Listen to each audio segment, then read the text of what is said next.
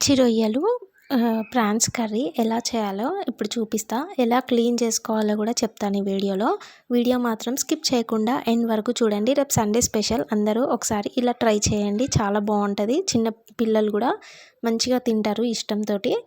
మా పాపకైతే చాలా ఇష్టము ఈ కర్రీ. నాన్ వెజ్లో మాత్రం ఈ కర్రీ బాగా ఇష్టము. ఫస్ట్ నేను ఒక హాఫ్ కేజీ వరకు తీసుకున్నాను ప్రాన్స్. హాఫ్ కేజీ అంటే హాఫ్ కేజీ కాదు, నేను కేజీ తీసుకుంటే మొత్తం అవి తలకాయ అవన్నీ తీసేసి ఇస్తారు కదా, అది మొత్తము తీసేసిన తర్వాత నాకు హాఫ్ కేజీ వరకు వచ్చింది.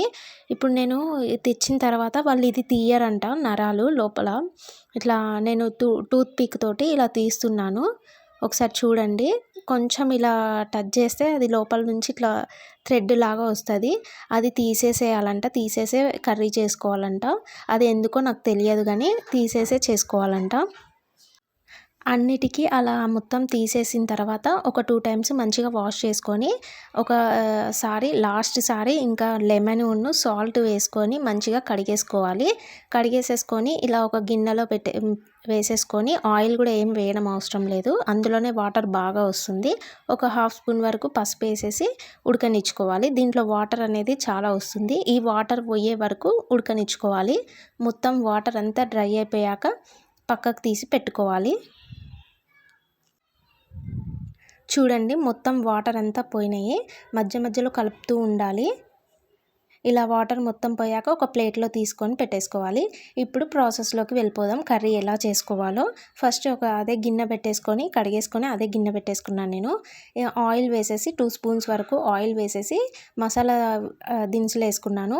నేను ఏం వేసుకున్నాను అంటే ఇలాచి, లవంగ, పట్ట, ఒక బిర్యానీ ఆకు, జీలకర్ర వేసుకున్నాను.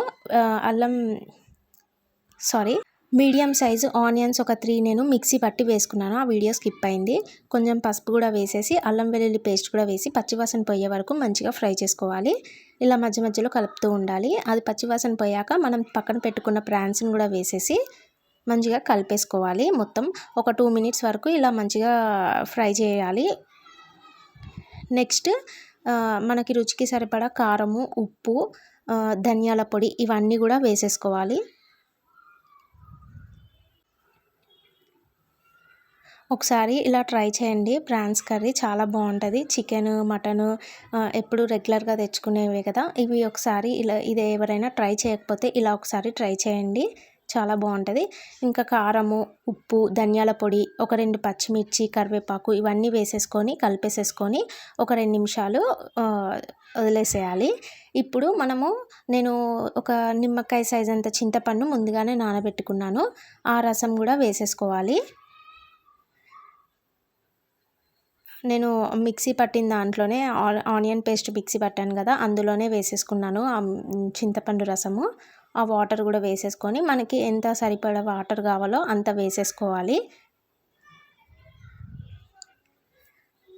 ఇలా వేసేసుకొని మూత పెట్టేసి ఉడకనిచ్చుకోవాలి. మధ్య మధ్యలో కలుపుతూ ఉండాలి. ఆల్రెడీ మనము ముందుగానే ప్రాన్స్ను ఉడకనిచ్చాము కాబట్టి తొందరగా ఉడికిపోతుంది.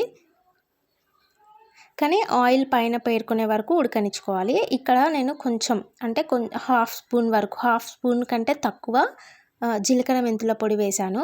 పులుసులు చేసినప్పుడు ఈ పొడి మాత్రం నేను కంపల్సరీ వేస్తాను. ఇలా మూత పెట్టేసి ఉడకనిచ్చుకోవాలి. ఆయిల్ పైనకు వచ్చే వరకు ఉడకనివ్వాలి. ఇలా వచ్చేసిందంటే మనకి కర్రీ రెడీ అయిపోయినట్టే. లాస్ట్కి ఇంకా కొత్తిమీర వేసేసుకొని స్టవ్ ఆఫ్ చేసేసుకోవడమే. ఒకసారి ఇలా ట్రై చేయండి. వీడియో నచ్చితే లైక్ చేయండి, షేర్ చేయండి, కామెంట్ చేయండి. ప్లీజ్ ఫ్రెండ్స్, సబ్స్క్రైబ్ చేసుకోవడం మర్చిపోకండి.